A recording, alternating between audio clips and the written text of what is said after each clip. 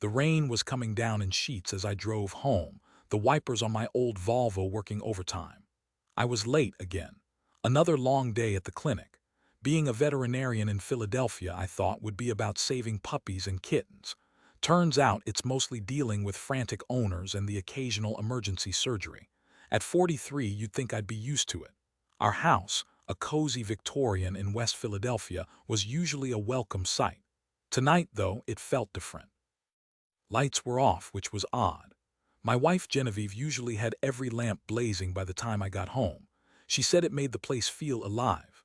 Genevieve was a social worker, a job as demanding as mine, but she always managed to keep our home a warm, inviting space. I unlocked the door, calling out, "Genevieve, I'm home." Only silence answered. I flicked on the hall light. A note lay on the kitchen counter, held down by a ceramic cat figurine, one of Genevieve's many quirky decorations. "I'm at Mom's," it read in her familiar looping handwriting. "Dinner's in the fridge. See you later." My mother-in-law lived an hour away in Doylestown. A sudden visit. Genevieve hadn't mentioned anything this morning. I shrugged it off, figuring something must have come up. I heated up the lasagna in the microwave, ate a few bites, but my appetite was gone. Something felt off. I couldn't shake the feeling. I went upstairs to change. Our bedroom was neat as always. Genevieve was meticulous about keeping things tidy. As I reached for a clean shirt in the closet, my hand brushed against something unfamiliar. A small velvet box. My heart skipped a beat. Jewelry, an anniversary gift perhaps. Our anniversary was next month. I opened the box. Inside, nestled on a bed of satin, was a flash drive. No note, no explanation, just the drive. Curiosity gnawed at me.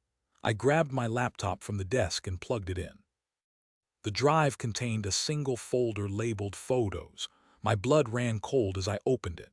The images that flashed across the screen were like a punch to the gut. Genevieve with another man, in our bed, in our house. The images were explicit, intimate, and undeniably real. The man was someone I vaguely recognized, a guy from her work, I think, Raphael. I'd met him once at a company picnic. He'd seemed smarmy. Numbness washed over me, followed by a wave of nausea. The lasagna threatened to make a reappearance. I slammed the laptop shut, the images seared into my brain. How could she? Genevieve. The woman I loved, the woman I'd built a life with. It didn't make sense. The next few hours were a blur. I paced the house, replaying the images in my mind, trying to find some explanation, some way to make it all a mistake. But there was no mistake. The evidence was right there, undeniable and brutal. Genevieve finally came home around 11 p.m. She looked tired but otherwise normal. "Hey," she said, giving me a quick kiss on the cheek. "Long day. Mom needed help with some stuff." I stared at her, my heart pounding in my chest. "Genevieve," I said, my voice trembling. "We need to talk." She frowned.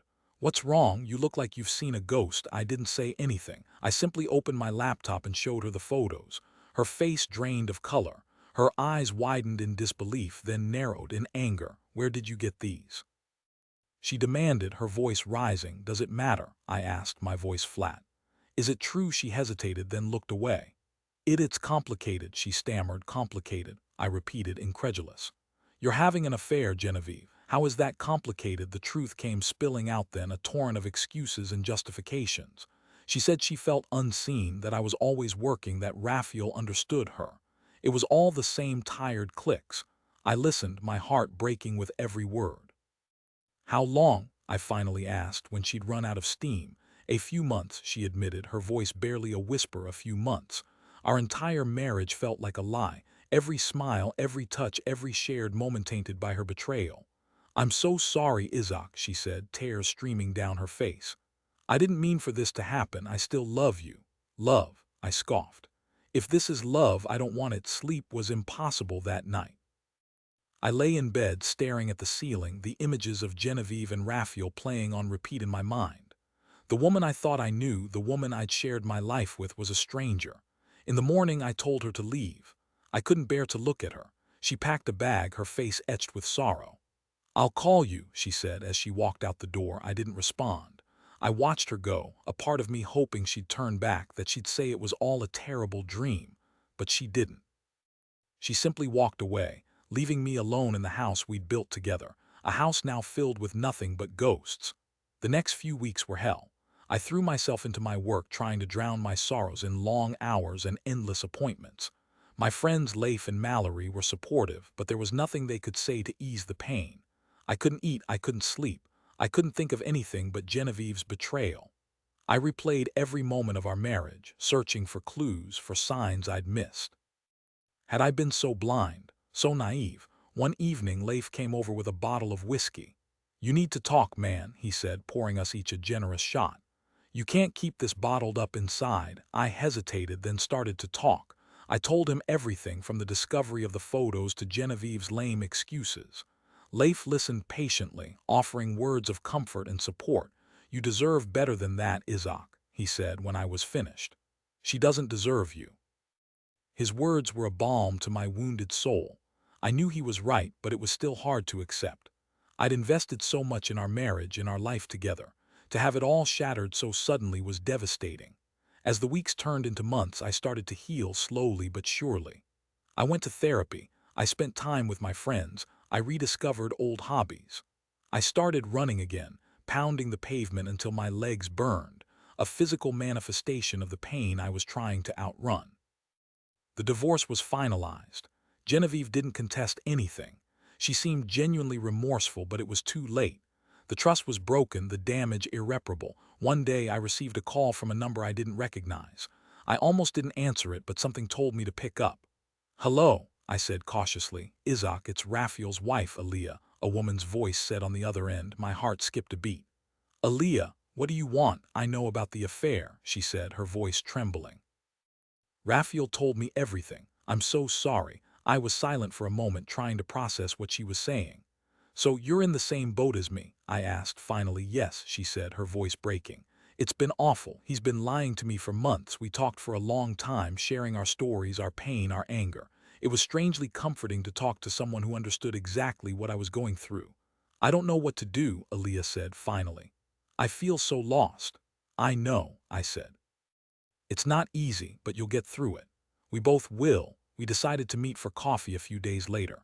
Aaliyah was a beautiful woman with kind eyes and a gentle smile. She was also incredibly strong despite everything she'd been through. We talked for hours, sharing our experiences, our hopes, our fears. We discovered that we had a lot in common beyond just our shared betrayal. We both loved hiking. We both enjoyed cooking. We both believed in the power of forgiveness. Over time, our friendship deepened. We started spending more time together, exploring the city, trying new restaurants, going to concerts. We laughed, we cried, we supported each other through the difficult times. One evening, as we were sitting on my porch watching the sunset, Aaliyah turned to me and said, "Izaak, I think I'm falling in love with you." I looked at her, my heart swelling with emotion. "I think I'm falling in love with you too, Aaliyah," I said. Our relationship blossomed slowly and carefully. We were both wounded, both cautious, but we were also both open to the possibility of love again. It wasn't easy.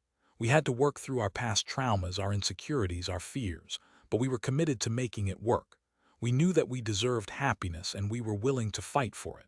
1 year later, Aaliyah and I got married. It was a small, intimate ceremony, surrounded by our closest friends and family. As I looked into her eyes, I knew that I had found my second chance at love. Genevieve eventually reached out years later. She was living in another state, working at a small clinic. She seemed humbled. She apologized for everything, for the pain, for the betrayal. I listened, but I didn't say much. There was nothing left to say. I'd moved on. I'd found happiness again. I'd learned that even after the most devastating betrayals, it was possible to heal, to grow, to love again.